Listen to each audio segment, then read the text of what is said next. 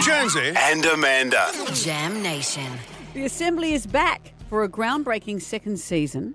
I had the honour of being part of the first season, which puts autistic young people in the interviewer's chair. Being on the receiving end of that is quite confronting, but very, very emotional for me.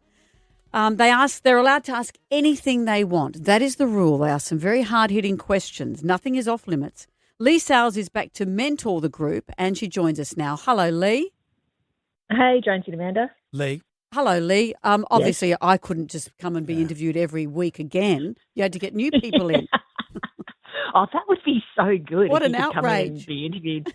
That would be awesome. That would be my favourite. Let's lock it in next season, Absolutely. me and you and the cohort of students. Is Amanda getting too much? Because I know that you're buddies, but is she getting too much? Never. Look, I'll give you a call if that happens. Okay. You know, she's always on the cusp, but she's just the right side of it at the moment. Okay, good. Well said. So who have you got this year? I mean, tell us who the so-called celebs are. Look, obviously all B graders after you, Amanda, Of course. but, you know, Ray Martin, Richard Roxburgh, his first cab off the rank this Sunday night, Maggie Beer, Guy Sebastian, Julie Morris, and Steve Waugh, the former Australian cricket captain. One of my favourite bits actually is one of the young women says to Steve Waugh, "Oh, to be honest, I find cricket quite boring." Fair enough. See, this is the thing. These journalism students can say anything they like and you have to cop it. Because you don't normally hear that in an interview. Did he take it graciously?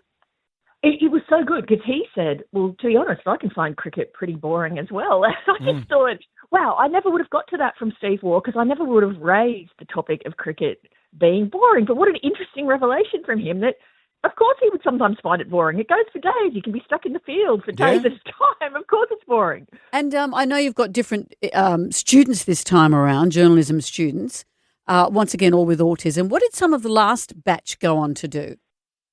Well, so some of them actually came back and worked with us this time in the crew for season 2. So one was a camera assistant, one was an audio assistant. A couple of them worked as what we call runners, which are people that just do a lot of general sort of jobs.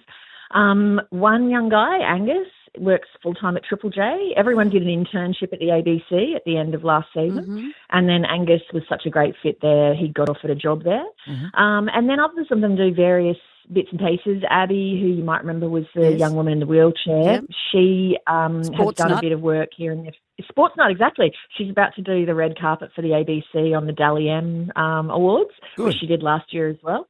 Variety of different things. So, yeah, it's just been wonderful to see them thrive and, you know, just how their confidence is growing. Do you envy their candor, I guess, if there's a word?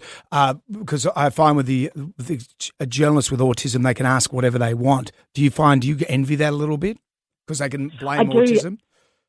I do, and sometimes they'll have a question on their list and I'll think, I can't wait to see how that person reacts to that, but I'm so glad I don't have the social awkwardness of being the asker of that question, but I'm desperate to see the response. So like this time around, I mean, Guy Sebastian gets asked about losing his virginity and there's some wild moments.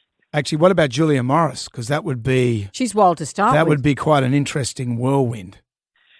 Oh, my God. There's a classic bit at the start of hers where before you even start rolling the interview, the person walks into the room and there's a few of the students are milling around. And the second Julia Morris walked in, the very first thing said to her was, Willow, one of the young women, said, "I don't find you funny."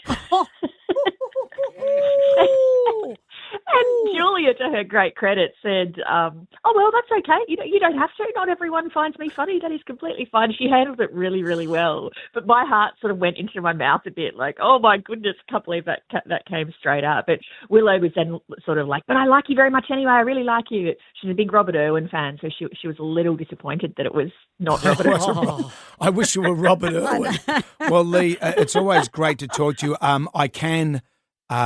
tell you if Amanda gets too much, you just come to me, okay?